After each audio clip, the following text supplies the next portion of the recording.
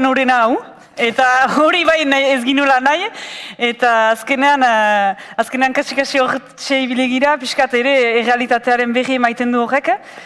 Ainara Gurrutxaga etortzekoa zen, antzerkilaria, eta justuki iparaldeko antzerkilariekin, hegoaldekoekin hor badute talde bat, eta egunerokoan bizi dute eta gainitzen dute mugarena, eta bere lekukotasuna intezgarria izan ziteken, azkenean ezin izan du etorri. Eta beraz gotzoan azken puntan mil esker hainitz.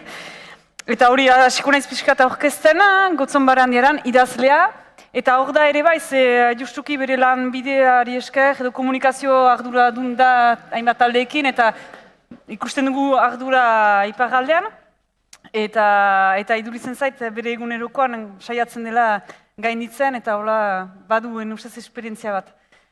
Jon Eierabide, musikaria aspalditik, Maken, hor Zoo taldean, eta ere hor zinema munduaz mintzatzeko gomitatu dugu. Zinegin festivala antolatzen du Azparnen, azken 7 urteotan, 6 urteotan, eta saiatzen dira eskol zinemari leku bat ematen iparraldean, ze hor zailtasun handiak dira eta hori esplikatuko digu ere. Naia Zubeldia, Lumi taldekoa, musikaria beraz, eta ere aspalditik musika munduan, eta Lumirekin hor askotan hegoaldera joaten dira, eta beraz badu lekukotasun bat askintezgarria emaiteko. Lucien Etxezarreta, aspaldiko idazlea, beti... Artzearen marka hori, paso. Bere idazle, editore, esperientzia luzekoa eta badu zer egan. Eta beraz hori gidoia litzateke abia puntua biziki zabala, muga administratiboaren eragina eskol kulturan. Hor biziki zabala da, galtzen algira eta horren saiatuko gira pixkat mugatzen. Baina bai, naiz eta eskora izan oinagian eta eskol kultura berez mugarik gabekoa izan edo eskorak denak lotu iparrego. Azkenean egunerokoan ohartzen gira azpiegituretan eta badirela zailtasunak ere gerota markatuagoak edo erreferentzia aldetik. Eta hor, aipatuko nuke behar da, Ruper Ordorikak berrian adirazi zidana bere garaian.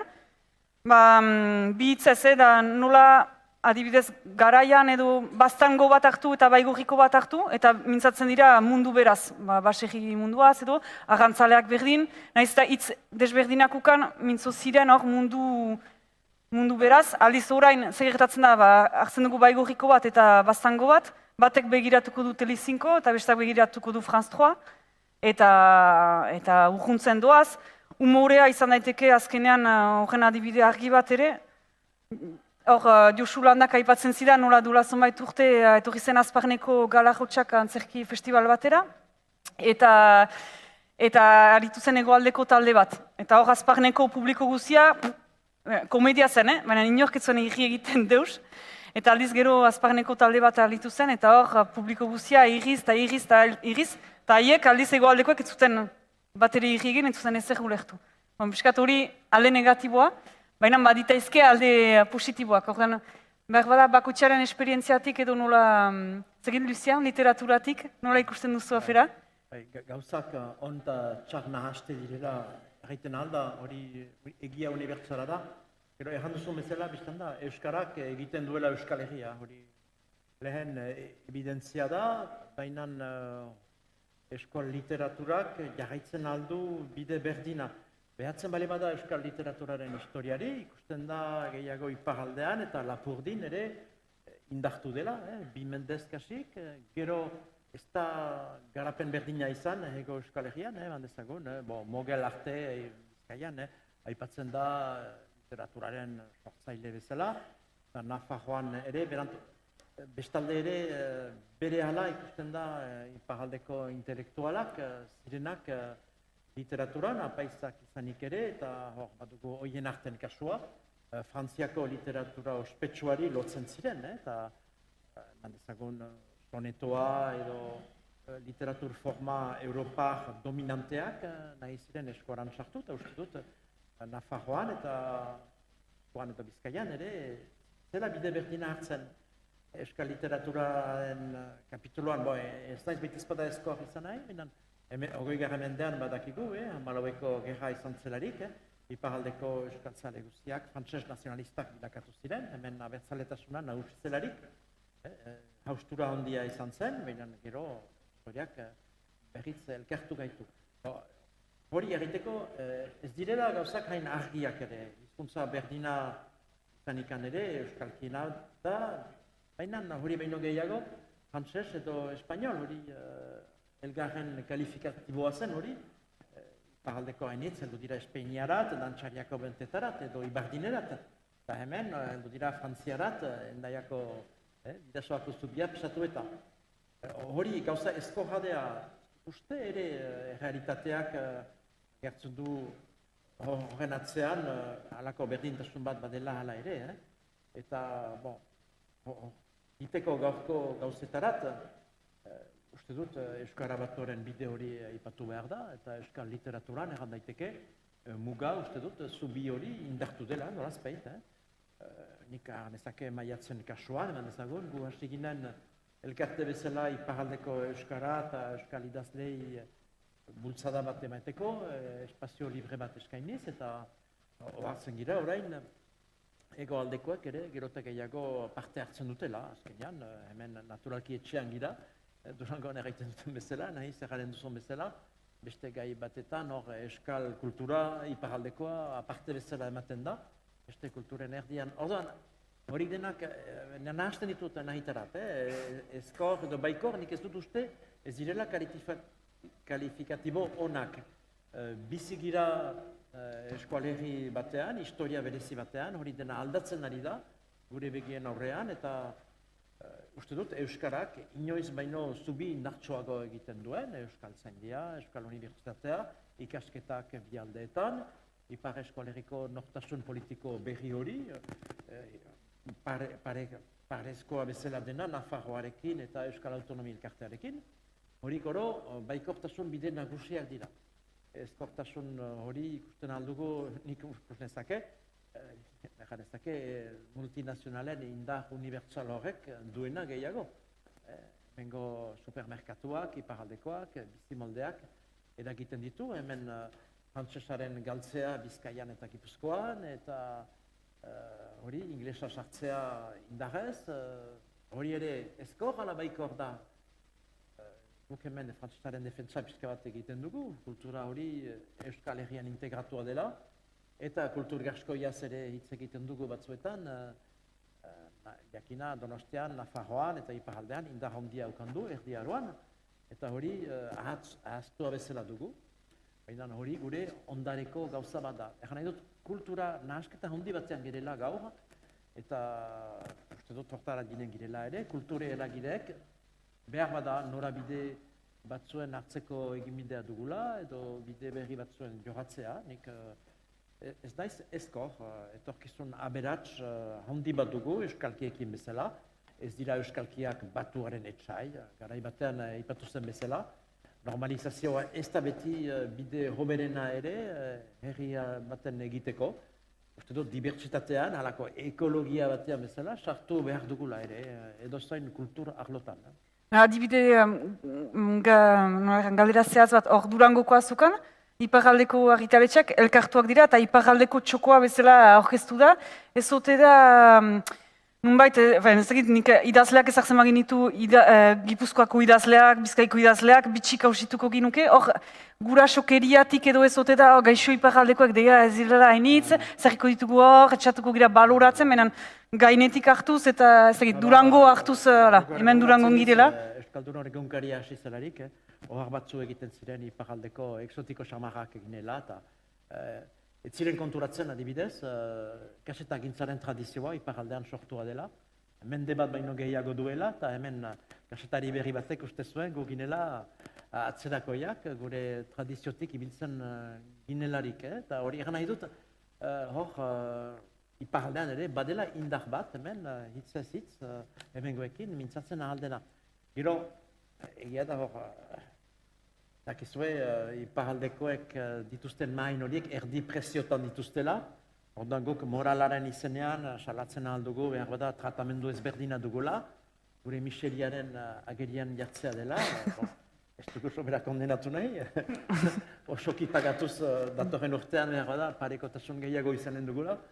Baina, egan ezake ere, kulturera kondeak duela 10 urte hasi baino lehen, maiatzekoek dorainik ginoen, hemen maina ere, orduan ni kontra nitaike, iparaldeko tasun ofizial horrengatik ere, baina, hor ere komerzioa nagusi dela ere kritikatzen da, hemen Durangon, kultura baino gehiago, hori ere erraten alda, badira alde batzu horren alde, beste batzu ez da arrazola, orduan, egiak begiak urratzen dituela, orduan, nahasketa handi horrekin bizi gara denak, eta nik horrek ez da izutzen bat ere.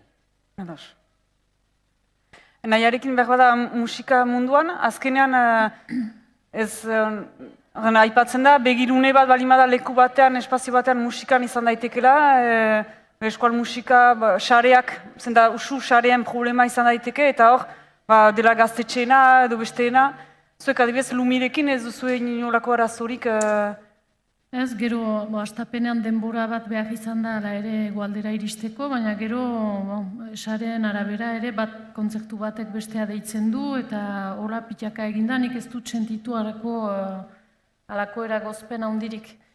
Konparatzen badut adibidez, nik ikasketak gazte izen egin nituen partez, eta hor bai askoz gehiago sentitu nuela alde handi hori, dena administratiboki eta biziki komplikatua izan zen, ez baitzen Erasmuskari edo hola, baitzen justu nire kabuz, eta hor bai senditu nuela animaleko ezberdintasuna, baina musikan nik ez dut sentitzen alako amildegirik. Batzutan badira bai gauza batzuk, baina adibidez lehen aipatzen ginuen iruditzen zait orain gutxiago egiten dela, baina aipatu duzun horren aritik egiten ziren ere garai batez hainitz iparraldeko gaualdiak edo iparraldeko taldeak gomitatzen ziren eta iparraldeko musikariak baizik ez ziren ari. Eta orduan pixkat ajaro egiten zuen, hemen hegoaldean gertatzea ez dagitzetokitan eta azkenean artisten arteko afarian iruditzen zaizu bai honan zarela. Beraz, hor bazen pixka folklore zerbait, baina hori ere iruditzen zait gero eta gutxiago egiten dela. Iruditzen zait, nik hasteko edo izango da Lumiren musika estiloaren gatik edo ez dakit, baina ez dut senditzen gehiago iparraldekoak garelako, gonbidatuak garela. Bada anekdota txiki bat, ala ere Lumi hor Bilbon gertatu zaizuna frantses talen. Dela 2 urte uste dute zela, parte hartu ginuen Bilbo Rock Villa de Bilbao lehiaketa hortan, eta beraz taldeak aldi oro jotzen zuen taldearen gibelean, agertzen zen pantaila handi batean taldearen izena eta jatugia. Eta orduan agertzen zen edo Espainiako autonomia erkidegoa, edo Euskaldunak zirenentzat probintzia, uste dut, Gipuzkoa, Bizkaia eta bereizten zituztela. Eta guretzat Frantzia eman zuten, Lumi Frantzia, eta egia da pixkat handi zidatzia gainera pixkat txokatu ginela eta oaxa egin ginuela, nunbait mikroan egan behar izan ginuen, justu zehaztu behar izan ginuela, ez ginela Frantziatik heldu.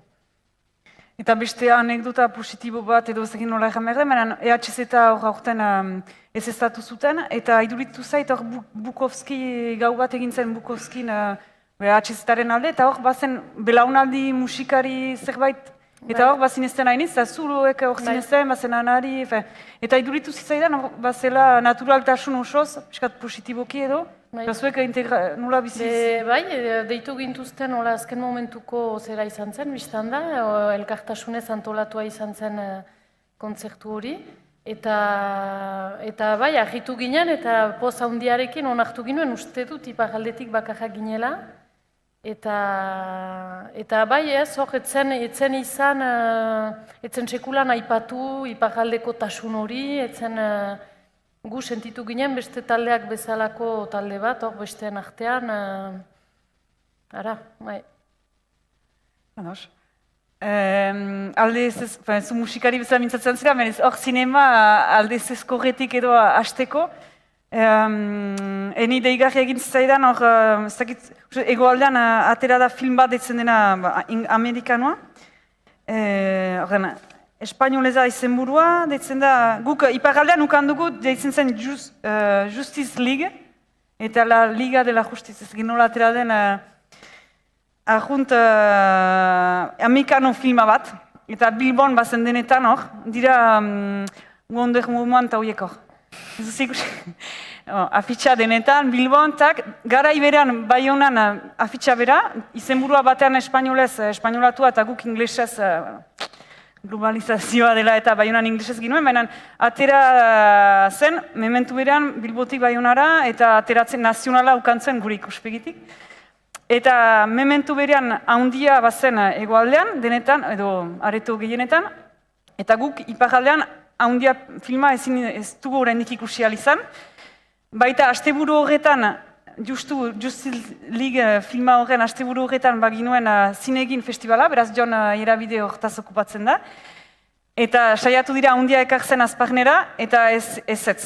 Eta beraz, baginuen filma bat amerikanoa, ateratzen nazional batekin, eta gure etxeko filma bat handia denak nahi duguna ikusi, hor, Alimaleko publizitatearekin eta historio. Eta gu, iparraldean baigira, bigarren mailako eskualdunak bezala hor, harrapatuak, eta azkenan joan gaitezke Irunera, ez da muga etxia, baina gure etxean ezin ginuen ikusi, eta biskat Azparnean bizi izan duzu, eta gena saiatu, berra zuen esperientzia hori banak, zinemaren zailtasun horiek esplikatzen badituzu? Bai. Lehenik jaiteko festival hori egiten dugula bakarrik voluntarioen artean. Beraz, ditugu beste aktivitateak eta engaiatzen gira Euskara indartzeko Azparnen eta Euskal Zinema ere indartzeko. Urtero badugu arazo hori diten dena, film ahondiekin, ahondia kasu aurten, egan nahi dut sosainitz inbertizatzen duten film horietan, badugu arazoa diten dena, beraz.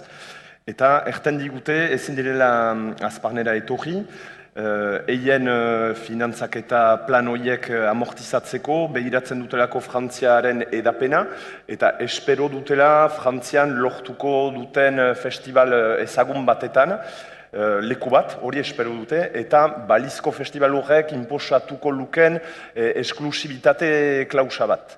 Eta beraz, balizko festival hori dinaintzin, ezet zertan digute guri.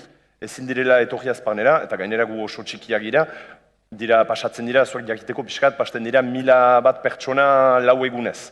Beraz, biziki edera da Azparne eta Ipar Euskal Herriaren zat, da festival sume bat. Eta beraz, holako aitzaki edo eien plan gintzan ateratzen dira oztopo horiek. Urte beraz errandut ateratzen dira oztopo hori, eta egile edo banatzaile edo nik dakita ze bitartekarik hartu izan dituzte erabaki desberdinak, esperientziak ukan ditugu oso desberdinak. Batzuek bastan filma gogoan, berat dintzen filma hartuz eskuazpian eta piskat kontrabandista moduan dintzen eta filma ezagri zuen. Kitio. Beste batzuekin izan dira salbuespen gauza batzu, klausula batu izenpetu eta salbuespen gauza bat lortu eta akordio ere iritsi eta etorri ziren. Hor pentsatzen du, gainera, loreak egin zuten dira berregileak, ahondia egin dutena aurten, baina aurten ez dugu lortu akordio hori. Beste adibide bat, amama pasatu zen, ekoizi zen urte berean, baina justuki, Azparnera dinaintzin, izan baitzen Frantzian festival bat haste bat lehenago, eta beraz, klausula hori esklusibitatea pasatu zen, eta etortzen altziren Azparnera. Beraz, historio hori, banatze historio eta sosaundi historio hori, guretzat da muga bat. Uste dut, musika munduan agertu zen gauza hori duela 10-15 urte, eta orain agertzen zauku Euskal Zineman. Nik baliatuko nuke hitza ukaitea, aukera ukaitea, erteko, beraz, film egileei, usten dutelarik egin erabakitze eskubide hori, banatzaile, produktore eta guztiei, kondutan hartzea Ipar Euskal Herrian badirela ere Euskaldunak, eta filmak nahi ditugula ikusi, ateratzen direlarik, bada, bai, momentuko gauza hori, eta bai, ikusiko dugu datorren urtean, bai, badakigu, baina orain egin nuke ikusi. Beraz, ez ditzatela antzi, badirela biztanleak, eta uste dut egieri dela lan hori egitea gauzak asmatzea. Independentzia ez dugu oraindik, tamalez, hori oberena, sinplena ditaike, Baina anartean zer egin, uste dut hileri dela asmatzea, zubi hori asmatzea, badira pistak, aipatua izan dugu glaukal gauza bat hor Donostiko zinemaldian aipatzen den hizkuntz minorizatuen proiektu bat. Hortan usten ditut irutitea, dinarazteko filma horiek. Ez gure egoaldeko exotiko aitzakia. Ez, iduritzen zaiz, zure esperientzia behar bada interesgarria izan daitekela, zuk ikusi dituzu oztopo horiek, eta gainditu nahi izan dituzu, eta nola lortu duzu, edo nola ikusten duzu? Ez korretik, bai korretik? Bueno, igual hori ulertzeko egin behar da, ibilaldi bat egin behar da, ez?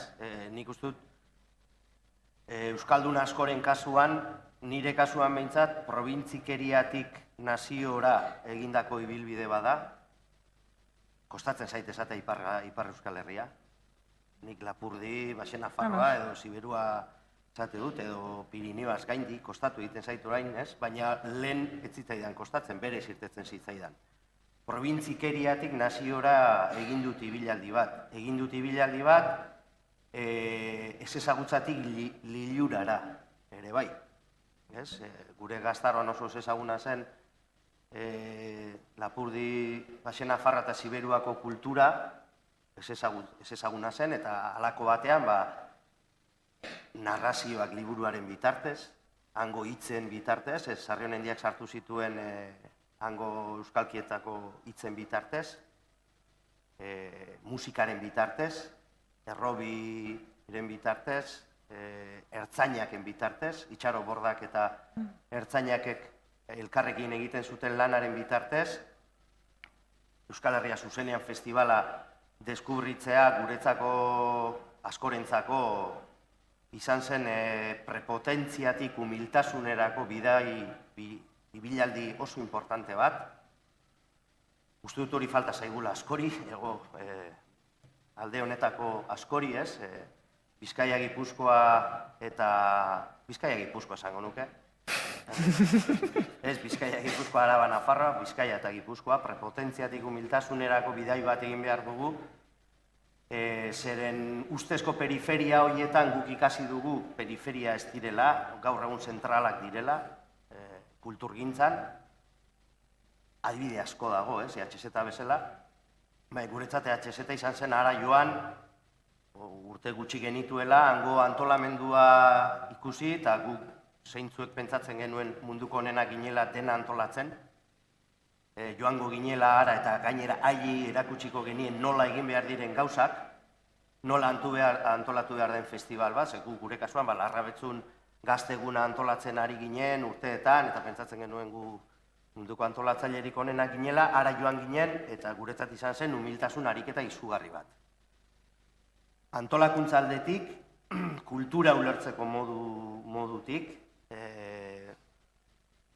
kulturgintza zertarako izan daiteken ulertzeko eta ikasteko modutik, kulturgintza, herrigintza eredu bat bezala, kulturgintza gizartea eraldatzeko modu bat bezala, eta nola egin daiteken, bai berdinekin, baina baita ezberdinekin ere.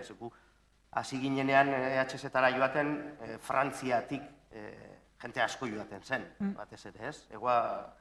Bizkaia eta Gipuzkoatik batez ere jente gutxi, Arabatik joaten zen jente gehiago. Baina, guretzat hasiera batean zen halako gauza oso harrigarri bat, ez? Nola jentea ari zenan euskal musika, euskal kultura jasotzen, frantsesez hitz egiten ari zelarik, hemen gertatzen ez dena, ez? Orduan guretzat badinot, ez? Prepotentzia batekin joan eta etorri ginen, belarriak itxita eta esan ez guk ikasi egin behar dugu eta egin genuen. Antolatzeko moduak ekarri genituen ona. Deskubritu genuen musika aniztasun izugarri batan, hemen ez geneukana, hemen oso finkoak ginen musika estiloetan.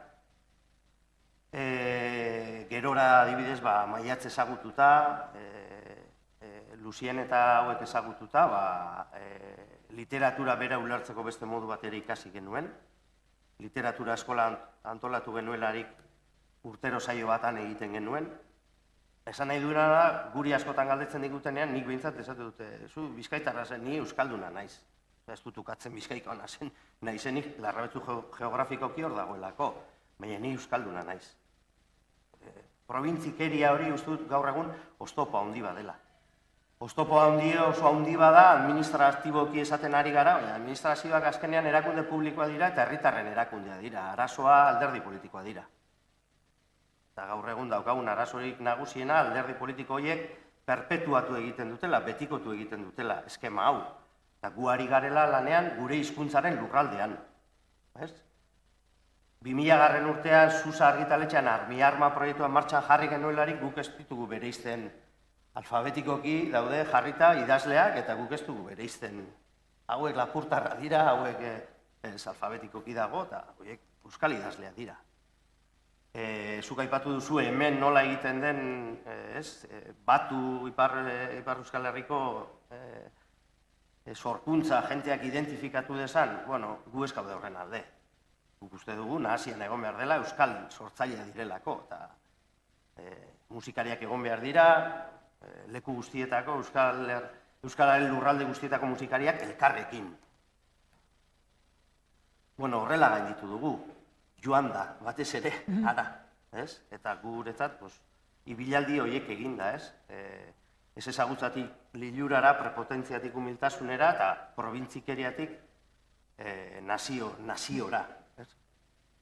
Nik nahi nuke osatu, Euskal Herrian konplimendu gutxi egiten dugu elkarri, eta nahi nuke hor Gotzonen tokia eta bere inguruko lagunen tokia hor azpimarratu zoin garrantzitsua izan den, agertu duen parekotasun hori, behar bada, zekit gogoratzen da, Josu Landa eta beste batzuekin, Susa taldekoekin ere, etorri ziren gure ikusterat, elkarrizketak egiterat, parekotasun hori agertuz, eta azpimarratu nahi dut ere, Susen esplikatuko duk hori, behar bada, guztiek ez dakite, armi-arma sare horren sortzearekin, nolako parekotasuna euskal kulturan eta literaturan agertu duten.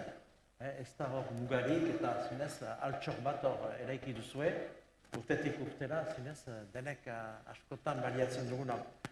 Aipatu gabe ere hartu eman baikor horietan, Udako Euskal Unibertsitatea, Lapurdin sortu zela aipatu behar da, Elkar argitaletxea, gau zubi egiten duena, hala ere, ez dugu etikatzen dugu, potentea delako eta idazle ez ezagun bat nekez edo musikari ez ezagun bat nekez agertuko duelako, baina urratx handiak egin dira, muga horren eta bidasoako zubi horren eraikitzeko hala ere.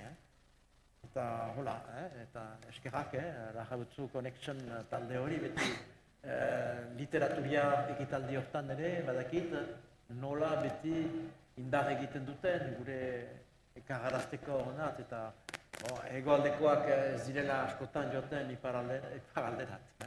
Lapurdi besen abarrez birurat, luzeago da errateko, egan behar da.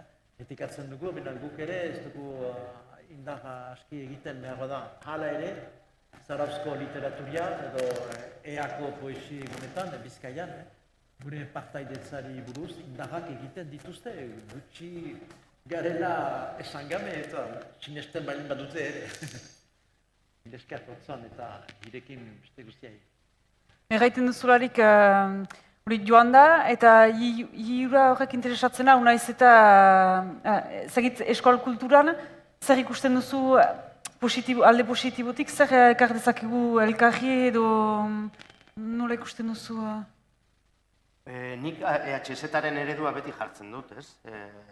Nik guretzako bintzat izugarrizko irakaspena izan delako, eta bertsolaritza ere aipatu daiteke, ez? Zubiak egiteko modu horretan, literaturaren bitartez gu alegintzen gara hori egiten, ez? Baina nik uste dut eskema mentala aldatu egin behar dela, eta eskema mentala administratiboa ez da gurea. Guk euskal kulturan ari bagara, ezin gara eskema horiekin aritu, ez? Uste dut, bai Nafarroan, bai Araban, bai Lapurdi, Baxe Nafarra eta Zuberoan, badaudela esperientzia batzuk elkartzen gaituztenak, asko, kultura ulertzeko moduagatik, ez?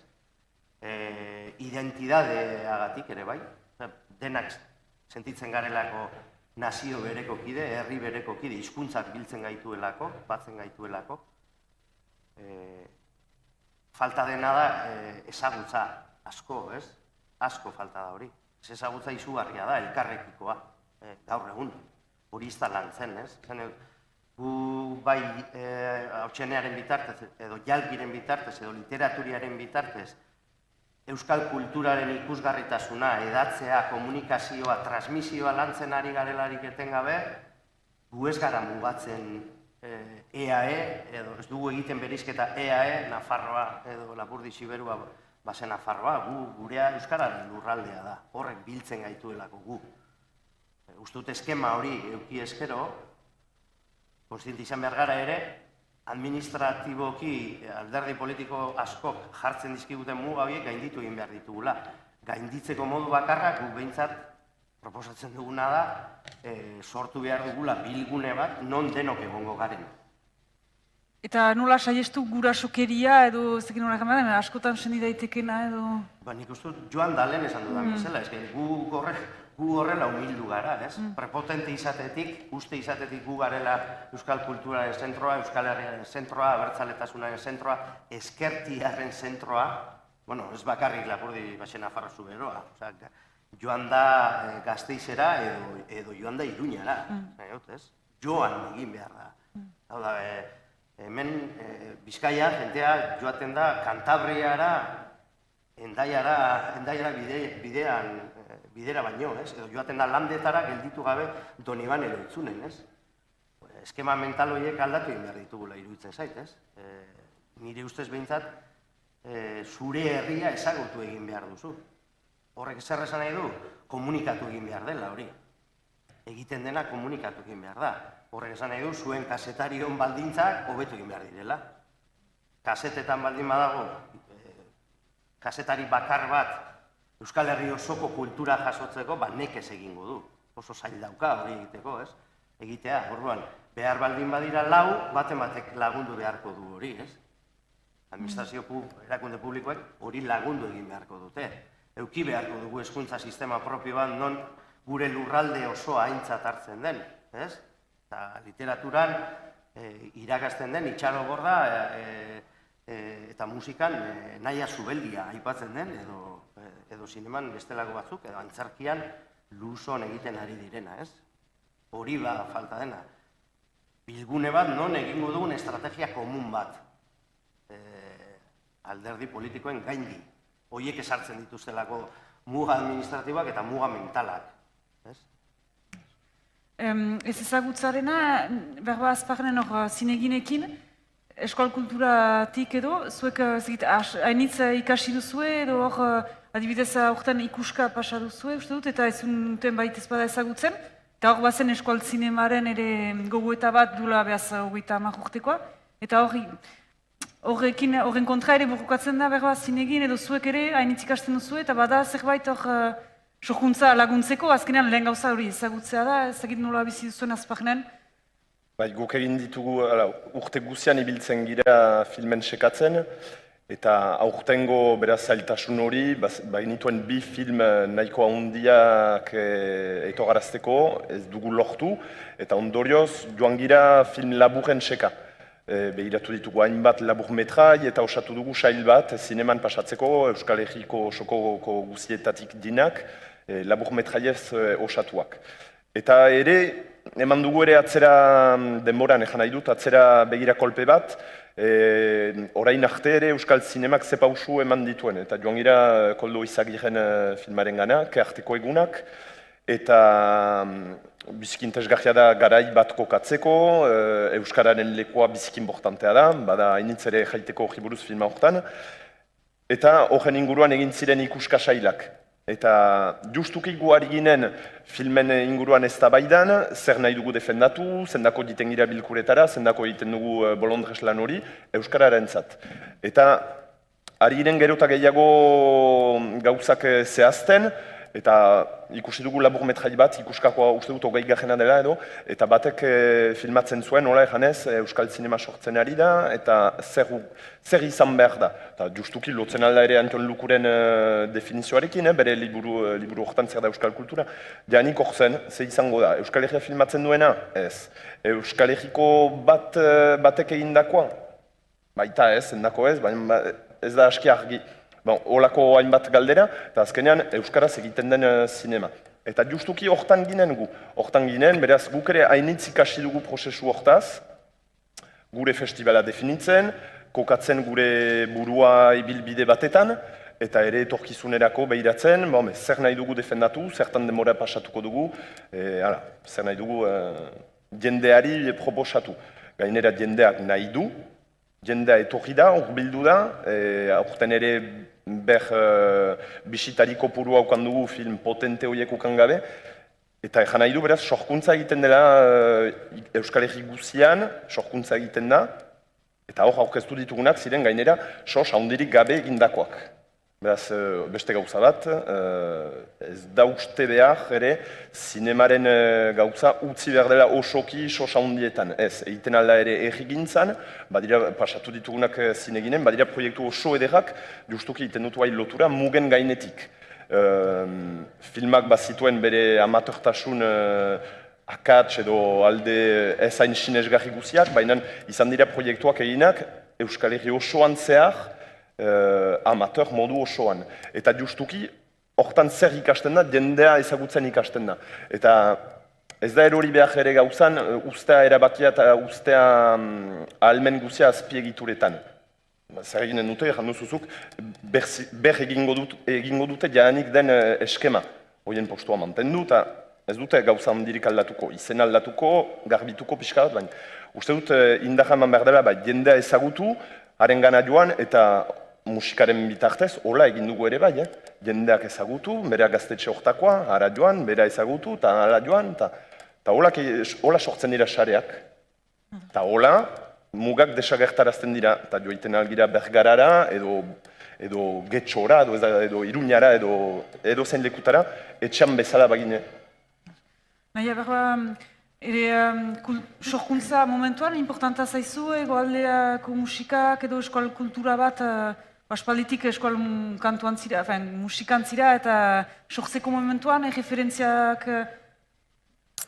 Ez sortzeko momentuan ez dut uste, ez Euskal Herri, ez neungo kultura, ez dut finkatzen mugarik, behaz ez Euskal Herrian, ez hortik kanpo ere, gero, hala ere egia da, olen pentsatzen ari nintzen, ezberdintasun bat bada, egoaldean jotzen dugularik, kezka bat gutxiago beden dugula, eta da kantuak badakigula gehienek ulektuko dituztela hitzak, eta aurkezten alditugula ere euskaraz. Zenta, iparaldean jotzen dugularik, depeitzen du ze tokitan, baina toki batzutan, euskaraz kantatu eta kantuak euskaraz aurkezten badituzu, gaizki hartua izan daiteke ere, jende hainitz izan baitaiteke, depeitzen du nuntzaren, baina ez dakit biarritz batean jotzen baduzu ezagitze mundu ez euskaldunetan.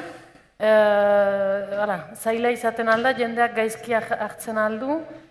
Beraz, hori ezberdintasun bat bada bien artean, eta gozo da beden ikustea jendeak hemen ulertzen duela ere kantatzen duzuna, ez duzula saldu beharrik ere ze kontatzen duzun, justu xehetasun bat, baina gero sorkuntza momentuan ez dut...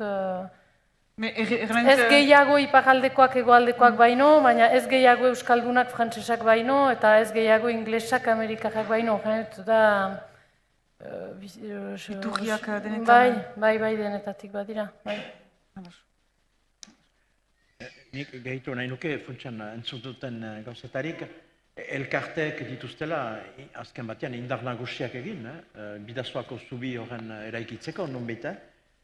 Egia da ere gure artean, nire baitan zeurik, instituzio hori, botere politikoan meneko diren instituzio horietaz, deskonfiantza zerbait badela ere, zubi horren ongi ibilarazteko. Baina uste dut, halere horien dena entzuleta proposamenak egin behar direla, elkar lan horren egiteko. Denek ezagutzen dugu, Xenpelar zentroan, bertsolaritzaren dako, Eresbil euskal musikak biltzen dituenak.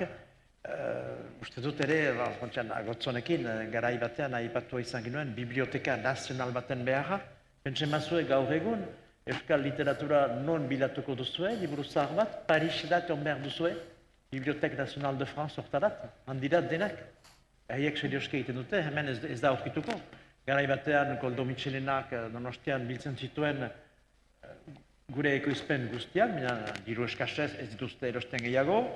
Badakit, Ricardo Arregiri zentru hori andoainen, euskarazko aldizkariak biltzen dituenak.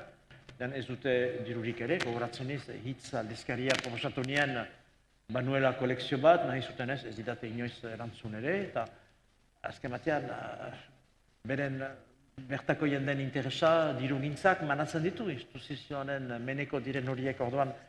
Zagit, Durangoko azokatik proposamen batzu bideratzen ahal bat dira, uste du, nik hori Biblioteka Nazional nagusi baten eraikitzearen beharra ipan ezake. Hori, zinez, gauza importantea da, eta mi armaren lanak eta beste guztiak biltzeko, eta zenta gure iraupena, gure etorkizuna ere, memoria baten eraikuntzan da, gure ondokoek iragaiten ari den gure euskal mundu zahar hori ezagutuko, eta erranen dute ez ginela izan ere, egon batez. Zagit zuek badituzuen galderak lasai galdetu. Nik badut alde baikorrekin segitzeko, nola egan, iparaldekoak frantsesten ari giren einean eta hegoaldekoak espainoltzen, nunbait eskuala kultura edo eskuara territorio libre hori baita. Ez dute gira ere atzerapen bat ekartzen aldiego, adibidez hegoaldeko espainolkerietan hori kendua aziz edo hori espainola da edo, eta berdin hori indar bezala erabili iparaldekoak, eta berdin hegoaldekoek iparaldekoen frantseskeri horiek kentzeko elkar laguntza bat hor, ez garbitasunetik, baina bai eskual kultura indartzeko hortan, espainolkeriak eta frantseskeriak kenduz, edo behar ez da behar, ez dakit. Errealitateak beti nagusi dira. Gure nahikeria ditake mundu libre, aske, parekotasunez betea, baina errealitate hor dugu euskara epatzen baitugu, zubi bezala, biztan da, zer entzuten da hane da hemen, Donostiako Gipuzkoa txoko batetako eskuara espainoldu, erdin batu nahasi hori dela nagusitzen ari, komunikabideen gatik, prentsaren gatik. Hortan dugu gure errealitatea, ez da zuberoko mintzaera nagusitzen ari. Orduan, errealitate horrek nolako aterabideak eskaintzen dizkigu. Uste dut, denek hortan partu behar dugula, beti esaten dugu eskuararekin literaturak bat duela egin bide bat. Gure obra nazionalaren itxoiten ari gira, gure Cervantes, gure Shakespeare, gure Goethe hori, edo gure Dante hori non dira, horiek eginen duten obra horrek eginen ote du batasuna bere inguruan. Frantzia guztian, Rabelais batek eta frantzesaren dako egin duten bezala. Hola dira errealitateak, komunikabideen munduan gira, nik uste, ez ditugu gaitzetsi behar errealitateak, euskara inoiz baino indartsuago dela ere ikusi behar da, inoiz baino lokutore gehiago badira, badakigu lokutoren arazoa kalean neurtzen den hizkuntza hortaz inkestak ateratzen dira azken egun hauetan, ez dira beti baikor, eleanistasunean bizi beharko dugu, bihar, gogoratzen zarete, Euskalduntze kanpaina horiek, Euskal Herrian euskaraz eta dena euskaraz, nork sinistuko du, euskara baizik ez dugula entzunen Euskal Herrian.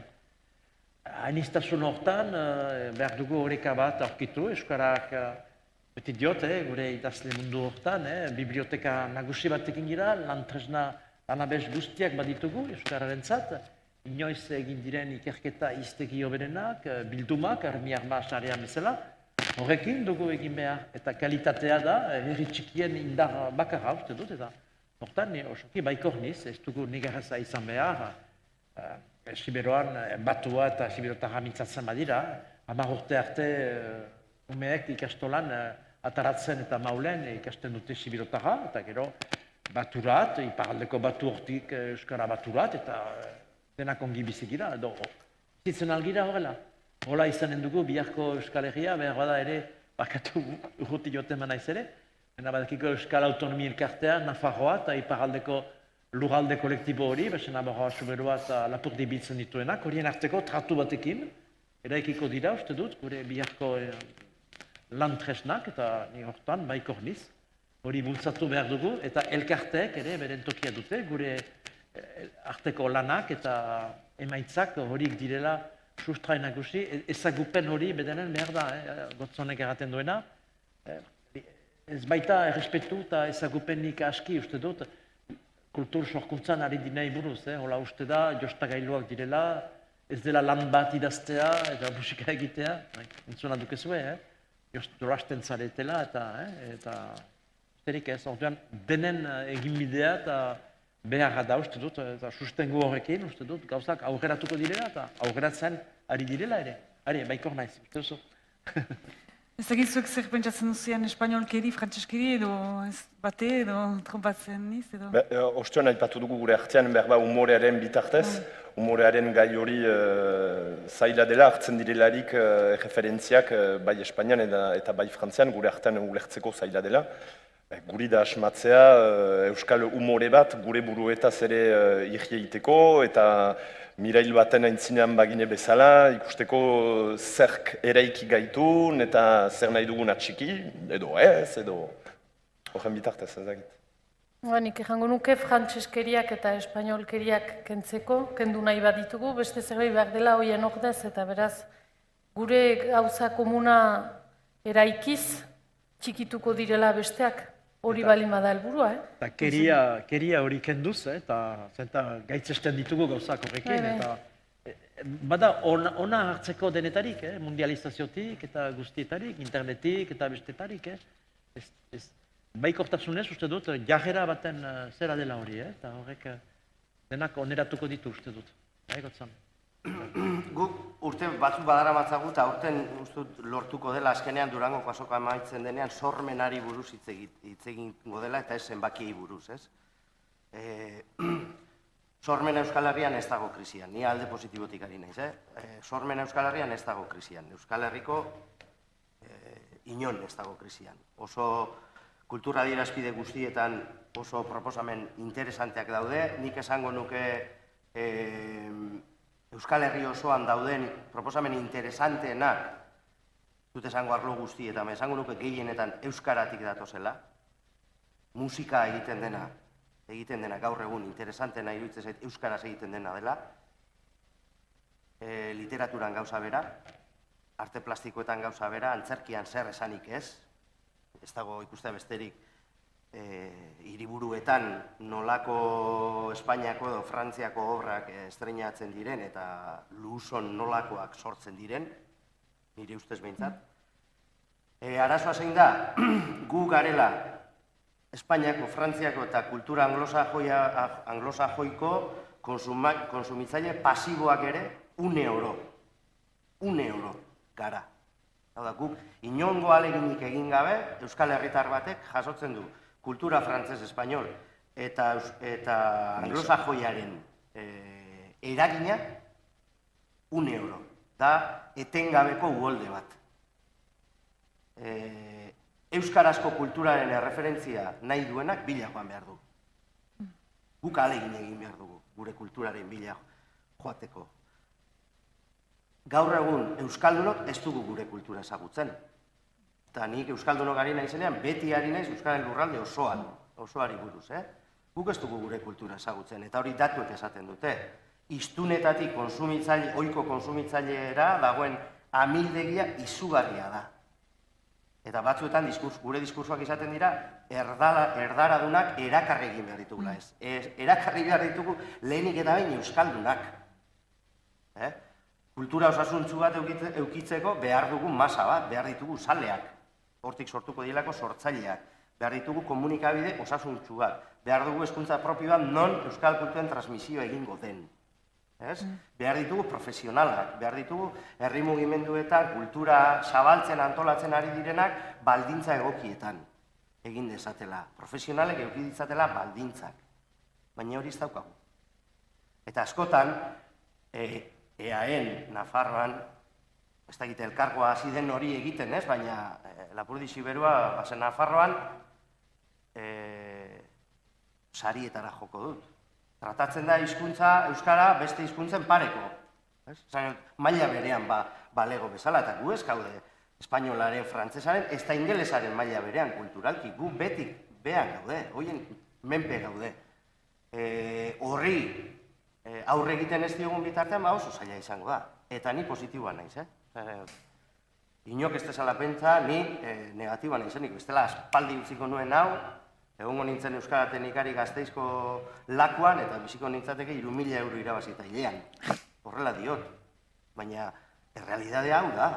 Oin dela 2 aste, euki genuen larrabetzun mai inguru bat, Euskararen egoerari buruz, eta eneko Bidegain etorri zen, eta egin zuen irakurketa bat. Lapurdi Basen Nafarroa eta Siberuan erabilera eta ezagutzari buruz, eta ez dira bolanderak, etxafugoak botatzeko datuak. Ez da ere Nafarroan, Garbine Pediatrik esan zigun bezala, eta ez da ere EAen UEMako kide batek esan zigun bezala. Ez da hori realidadea. Hori ezin dugu disimulatu. Hori ezin da kamuflatu. Eta ni positiboa naiz, hemen nagoelako, baina realidadearekin jokatu behar da. Nik ez dut ikusten, eta uste ez naizela nik, bagarela batzuk ez dugunak ikusten beste modurik, Euskal Lurralde osoko kulturgintzan ari garenok, kulturgintzaren ekosistema guztia osatzen dugunok, elkartzea besterik. Ez dago nik ez dut ikusten beste modurik guk aurrera egiteko, bestela ari gara superbibentzia eta erresistentzia etengabe batean. Etengabe batean. Eta borrokalarienak ere azkenean nekatu egiten dira. Gure proposamena hori da. Eta gaina iruditzen zaigulako logikoena hori dela. Nork erabaki behar du kulturgintzari buruz, nork proposatu behar du kulturgintzari buruz, eztabaidatu behar du kulturgintzari buruz, ezpada bere bizia horri eskaintzen dion batek baino. Zeratik erabaki behar du alderdi politikoetako kide batez, zeinak gaur dagoen kulturako diputatu, eta atzo zegoen hondakinen kudeatzaile. Eta bihar egongo da, auskalo. Kulturgintzan, eztabaidatu, proposatu, adostu eta gauzatu egin behar dugu guk. Hori dalako logikoena. Eta horrela uste dugu guk behintzat gainditu genezakela muga administratiboa, muga mentala eta alderdi askok esartzen diguten muga hori. Bestela guk behintzat ez dugu ikusten beste formularik. Eta horretan baikorra naiz. Uste dut, bagabiltzala adosten diskurso bat, ze hori oso importantea dela iruditzen zait. Denok ere, bakoitzak badauka bere egoera, bere realidadea, ez dago marko berbera berdin aplikatzerik, edo konponbide berbera aplikatzerik berdin leku guztietan. Egoera soziolinguistikoa, ekonomikoa oso ezberdina delako. Baina guk uste dugu badaudela behintzat adostasunerako puntu batzu. Zeintzu dira gure gabeziak? Zerrendatu, adostu ditzagun, eta guazen denok norabide berean, ez? Azkenean Euskaraldiarekin edo honekin egiten ari direna, ez? Elkargoa sartu da, Nafarroko Gobernua, Jaurlaritza, UEMA, Topagunea, hori aspalditik ari gara esaten gu. Ez hori ez dago beste biderik. Horri kendu behar zaio, batzuk, hori erabili nahi izatea, etekin politiko bat ateratzeko. Hori kentzen baldin badugu, beste guztia ondo joango da. Zakit badiren galderak publikoan? Batez? Zuen kezka guztiak desagertu dira? Edo ez duzu kezkarik, edo denak ongi? Baterez. Zakit zerbait gehitu nahi duzuen zuek? Nik zitazio bat. Ados. Zinema iteko. Spektakulu pixka bat. Zitazio bat, kasu. 1917 urteko irailaren 25ean, Lujaren dekretuan Nestor Macknok esan zuen. Zinema genero guzien artean zombi filmak dira garantzitsuenak. Egan behar duk Nestor Mackno nortzen menturaz, Jakingo dute, Sobietar irautzako buruzagi bat, Zer? Hori duk, Ukrainiar buruzagi. Hori da. Jakingo dute. Ez, zombien filmak aipatzeko, egiten dut berriz lotura filmagintzarekin. bada lagun talde bat, ari dena urtez urte errigintzan lagunen artean, sos gutxikin gauzak biltzen, muntatzen, filmak egiten, euskal humorea jokatzen, eta ari dira urrengo film bat prestatzen ere. Eta enetzat da adibide biziki adierazgarri bat, mugak ez dira existitzen hortan, sortze prozesu hortan ari dira ahalden ahalekin, muga ez da existitzen janik errandu diten dira atarat gauzak egiten dituzteien artean, badute sekulako humorea, lehen laburmetraia deitzen zen A Town of the Dead, bigarrena Josean Hileben, gero proiektu parte hartzaile bat bultzatu zuten Euskal Herriaren abedeak, eta hori da enetzat biziki importantea, da jendea ezagutzea, berak hori egiten du eta guk hori nahi ginuke egin nola biltzen algira eta gauzak sortu hortan. Zeren eta ez da bakarrik Bidasoako zubia hor gaia hori ginoen, bada ganezake Belateko mendatea, bada Etxegarrateko beste mendatea, eta horriko bereko bide hori, eta Zuberoa eta Nafarroaren artean, eta gure arteko mendate guziako, egia da, elkarrekin mintzatu, eta zubi horiek iragan batetik besterat, eta elkar ezagutu, hori arrazoia duk, hori argi zaut, gure mailan saiatu ginen, eta hilibizat batzuetan, ez da ezkortasuna, dola 50 urte, txempu batzu eman zizkiguten, frankismoaren denboran, gogoratzen diz, Frantziskotar apaisa batzuk, eta gure mainez rozaintzi etxartek, muga basatzen zuen, hemengo berriak iparalderat ematen ziren, Larreko batek, Nafarroatik, duela ehun urte, Nafarroako berriak, Baxena Bahar Lapurdi Zuberorat bidaltzen zituen, eta urratx guztiek ekarri dute, erakutsi digute bide bat, eta bakotxak gure moldean, gure ahalekin, uste dut, jarraitu behar ditugola. Joaintzina, irabazi arte. Kea gabe, kearekin, motorren kea behar da. Bizikletak, bai, bizikletaz erra izan. Bizikletaz. Atxate hori eginen, paso, beste gai bat da. Ez dakit, ez balimada galderarik gure partetik? Eskerrak zuen, harrera serio. Mil esker, hainitz, dinik.